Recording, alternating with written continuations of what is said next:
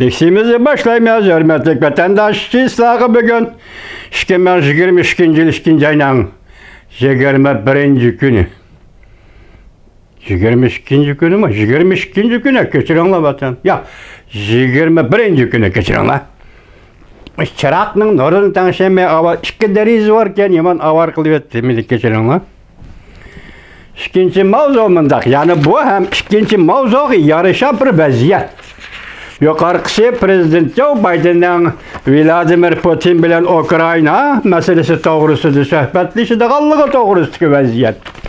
Endeki vaziyet qaltısı vaziyet bu mu vatandaşım? Acayip qaltısı vaziyet deymem. Mavzumundaq. Taybi delilledi. Tayvan'ın payitaxtı Taybi delilledi. Amerika Qo'shma Shtatlar sobiq davlat ishlar kotibi Mike Pompeo Tayvanni ziyorat qilib, Sayyimin bilan ko'rishdi. Mavzuli xabar 2. ayning 21. kun Twitter betida e'lon qilindi xabar. Bundaq boshlandi. Tayvan markaziy agentligi xabar qilib bundaq ko'rsatdi. Tayvan Tashqi ishlar ministrligi 2. ayning 21. kuni bundaq dalilladi. Amerika'nın sobiq davlat ishlar kotibi Mike Pompeo 3. ayning 2. günü Tayvanni ziyorat qildi. Aralıqda Tayvanning prezidenti Tsai Ing-wen va boshqa hukumatning boshqa rahbarlari bilan ko'rishdi. Tayvan Tashqi ishlar ministrligi bayonotchisi O Jong-an bundaq ko'rsatdi. Sobiq davlat ishlar kotibi Mike Pompeo ayol birlikte Tayvan'ın prezidenti Tsai Ing-wen bilan ko'rishdi. Mushu Tsai Ing-wen bilan ko'rishdi deganning beshiga prezident degan so'zni Twitter qanday ishlatdi. Bunga men bir hayron vatandoshim. Twitter Xitoy markaziy hukumatining torbiti Tayvan'ın prezidenti degan mush ismni qanday ishlatdi? Xatolashib qoldimi yoki nima? Tsai Ing-wen bilan ko'rishdi. Hamda Tayvan'ın muavin prezidenti Li Chingde bilan ko'rishdi. Alasharim. Qonun chiqarish komitetining boshlig'i Yu Shifang, Tashqi ishlar ministri Wu Zhaoxi bilan ko'rishib, Wu Zhaoxining kutib elishini qabul qildi.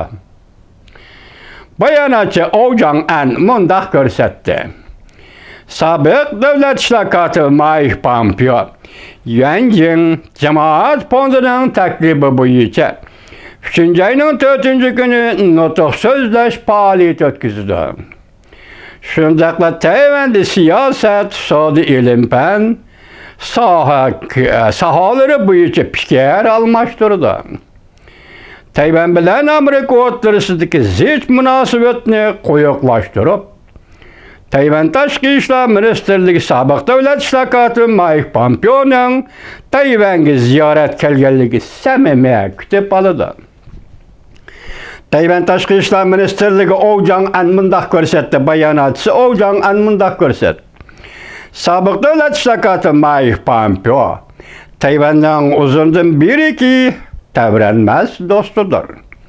Amerika'da hükümette vazife ütügen mezgilde mesela sobiq prezident Trump davrida davlat ishlar kotibi bo'lib, vazife ütügen mezgilde Amerika Tayvan munosabati qimmatli tuhfa qo'shdi. Sobiq davlat ishlar kotibi Mike Pompeo Amerika Tayvan munosabatiga qimmatli tuhfa qo'shdi.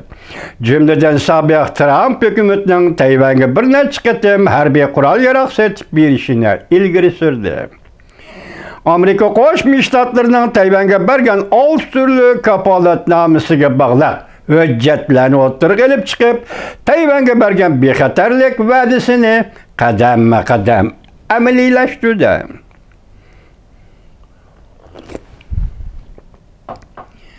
Vaqt va zamonga to'g'ri kelmagan Amerika Tayvan barda keldi munosabatlari cheklamasini amaldan qoldirdi va hokazo.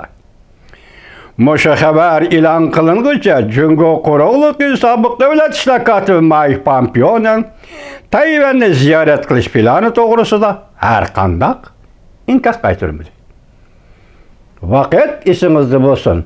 3. ayning 1. kuni Jungoda ishga qurultay siyasi kengaşning qurultayı, xalq vakillar qurultayı chaqariladi.